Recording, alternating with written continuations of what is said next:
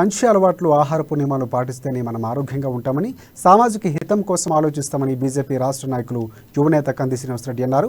ఆదిలాబాద్ జిల్లా కేంద్రంలోని ఈశ్వరీయ బ్రహ్మకుమారిస్ విశ్వవిద్యాలయం ఓం శాంతి నిలయంలో మనోబలం ద్వారా మానసిక ఒత్తిడిపై విజయం అంశంపై నిర్వహించిన కార్యక్రమంలో మున్సిపల్ మాజీ చైర్పర్సన్ రంగిరెడ్డి మనీషాతో కలిసి పాల్గొన్నారు.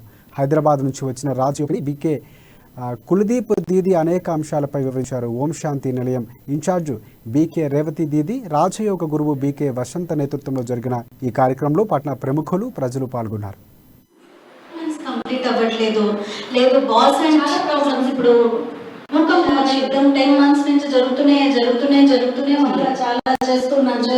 చేస్తున్నాను అని అనుకోవడం కూడా టెన్షన్ పడడానికి ఏం చేయాలి అని सृष्टि में चारों ओर नजर घुमाए तो सब तरफ आपको ऐसा नजारा दिख रहा है, कितना अधर्म बढ़ रहा है, लोगों में उनके विचारों में कितना परिवर्तन आ गया है। अपनी भारतीय संस्कृति को भी हम भूलते जा रहे हैं और आपसी प्यार झगड़ों में बदल गया है। एक दूसरे के साथ परिवार में रहते भी बात नहीं करते। तो इतना टेंशन का वातावरण है कि मनुष्य को समझ में नहीं आता कि हम शांति के लिए कहाँ जाएं। परमात्मा जब इस सृष्टि पर अवतरित होते हैं, कलयुग के अज्ञान अंधकार की रात्रि को सवेरे में बदलने आते हैं, क्योंकि कलयुग के बाद कौन सा युग आएगा। మనం పరివర్తన చెందితేనే, మనం మార్పు చెందితేనే ప్రపంచాన్ని మార్చగలిగేటువంటి శక్తి వస్తుందని.